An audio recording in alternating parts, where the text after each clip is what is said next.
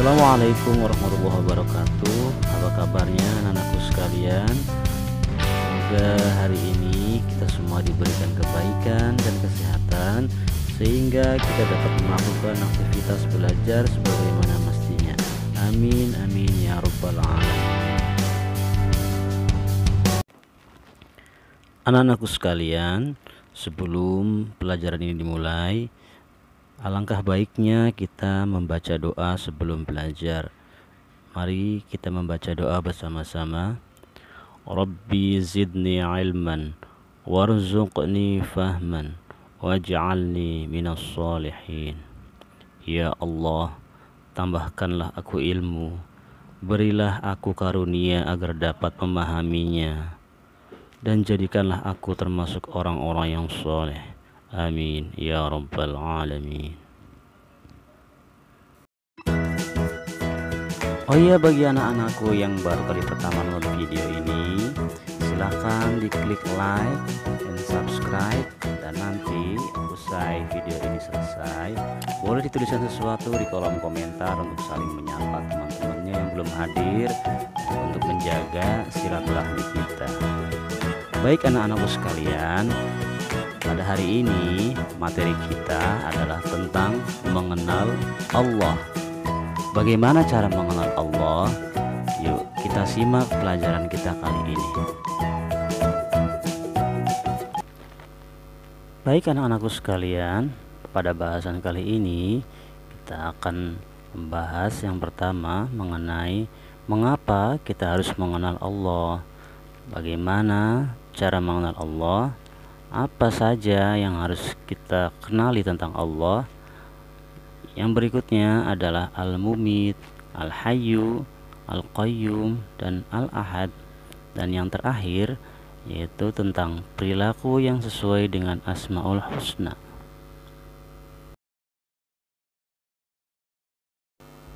Baik anak-anakku sekalian, kita mulai dengan bahasan yang pertama ya. Mengapa kita harus mengenal Allah? Anak-anakku sekalian, Allah adalah Tuhan kita, Tuhan yang menciptakan diri kita, orang tua kita, dan seluruh umat manusia di dunia ini. Allah yang menciptakan langit dan bumi tempat kita bernaung. Allah lah yang menciptakan gugusan bintang di jagat raya ini. Allah adalah Tuhan semesta alam. Allah adalah dari mana kita berasal, dan kelak kita akan kembali kepadanya. Di dalam Al-Quran Allah berfirman, A'udzu billahi minasyaitonir rajim. Bismillahirrahmanirrahim.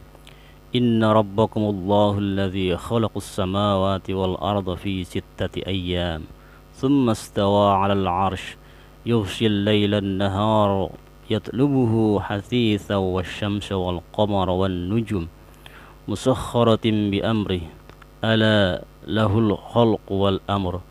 Tabarakallahu rabbul alamin. Shadaqallahul azim. Yang artinya, sesungguhnya Tuhanmu ialah Allah yang menciptakan langit dan bumi dalam 6 masa. Lalu dia bersemayam di atas arsy. Dia menutupkan malam kepada siang yang mengikutinya dengan cepat. Dia ciptakan matahari, bulan, dan bintang-bintang tunduk pada perintahnya. Ingatlah, segala penciptaan dan urusan menjadi haknya. Maha suci Allah, Tuhan seluruh alam. Atau dalam ayat lainnya Allah berfirman yang artinya, demikianlah Allah Tuhanmu, pencipta segala sesuatu, tiada Tuhan selain Dia. Bagaimana bisa kamu dipalingkan? Kita lanjut ke bahasan yang kedua, yaitu bagaimana cara mengenal Allah. Cara mengenal Allah itu ada dua. Yang pertama dengan merenungkan ayat-ayat kauniyah atau tanda-tanda keagungan Allah pada alam semesta ciptaannya dan seluruh makhluknya. Ada bintang, planet, satelit, meteor, dan seluruh benda luar angkasa. Kemudian ada bumi, tempat kita berpijak. Ada gunung, tempat menyimpan air yang jernih.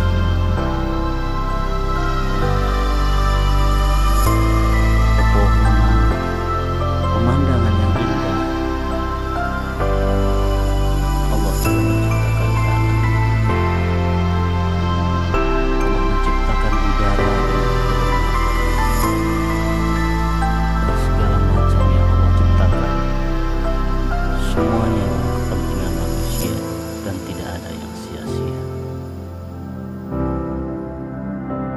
Cara yang kedua untuk mengenal Allah yaitu dengan cara mempelajari ayat-ayat syar'iyah atau tanda-tanda keagungan Allah pada syariat atau agamanya yang telah dicontohkan oleh Rasulullah Shallallahu Alaihi Wasallam melalui hadis-hadisnya yang disampaikan kepada sahabatnya, para tabi'in, para tabi'in hingga kita di hari ini.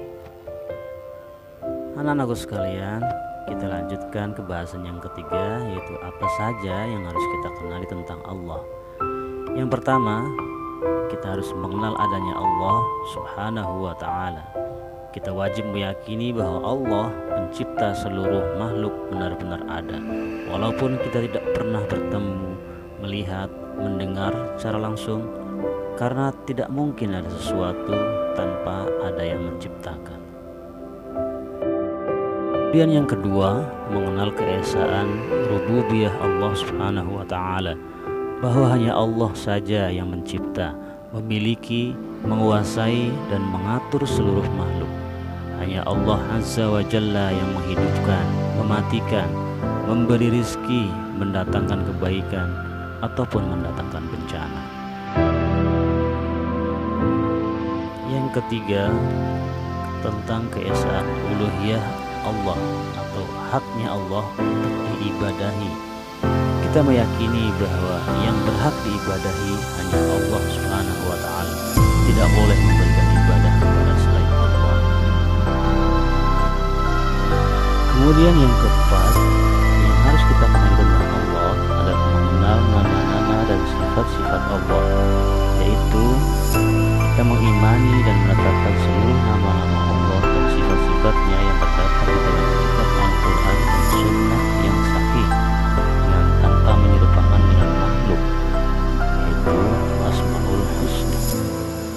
Berikutnya kita akan membahas tentang Al-Mumit, Al-Hayyu, Al-Qayyum, dan Al-Ahad. Yang pertama adalah Al-Mumit, yang maha mematikan. Maknanya, mudah bagi Allah Subhanahu wa Ta'ala mematikan makhluk ciptaannya semudah ketika ia menciptakan dan menghidupkan makhluk-makhluk tersebut. Yang kedua adalah Al-Hayyu, yang artinya yang maha hidup. Maknanya, Allah Subhanahu wa Ta'ala merupakan zat yang maha hidup, kekal, dan tidak akan pernah mati. Yang ketiga adalah Al-Qayyum, yang maha berdiri sendiri. Maknanya, Allah berdiri sendiri dengan sifat kemuliaannya dan tidak bergantung pada satupun dari makhluknya. Yang berikutnya adalah Al-Ahad, yang artinya yang Maha Esa.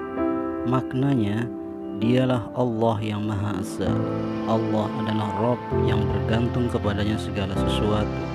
Dia tiada beranak dan tidak pula diberanakkan, dan tidak ada seorang pun yang setara dengan Dia. Quran Surat Al-Ikhlas. Berikutnya kita sampai pada pembahasan sikap dan perilaku yang sesuai dengan Asmaul Husna. Al-Mumit artinya maha mematikan. Contoh perilaku yang sesuai dengan Al-Mumit adalah ikhlas dan tawakal kepada Allah Subhanahu wa Ta'ala saat kita dilanda kesedihan karena kematian orang terdekat. Dengan ikhlas dan tawakal berarti seseorang meyakini kematian tersebut datangnya dari Allah Subhanahu wa Ta'ala dan harus diterima dengan lapang dada. Al-Hayyu artinya yang maha hidup. Contoh perilaku yang meneladani sifat Allah yang satu ini adalah dengan menggunakan waktu hidup sebaik mungkin dalam beribadah dan beramal soleh dengan ikhlas semata-mata karena Allah Subhanahu wa Ta'ala. Al-Qayyum artinya adalah maha berdiri sendiri. Contoh perilaku yang sesuai dengan Al-Qayyum adalah dengan bersikap mandiri, artinya sanggup melaksanakan sesuatu dengan baik secara sendiri. Al-Ahad artinya adalah yang Maha Esa, yang tunggal dan tak ada sekutu baginya. Contoh perilaku yang mencerminkan Al-Ahad adalah dengan menyembah Allah Subhanahu wa Ta'ala sebagai satu-satunya Tuhan, tidak mempersekutukannya dengan sesembahan yang lainnya. Baik anak-anakku sekalian, kita sudah sampai kepada penghujung pembelajaran kita kali ini. Terima kasih atas perhatiannya. Bapak akhiri, Assalamualaikum warahmatullahi wabarakatuh.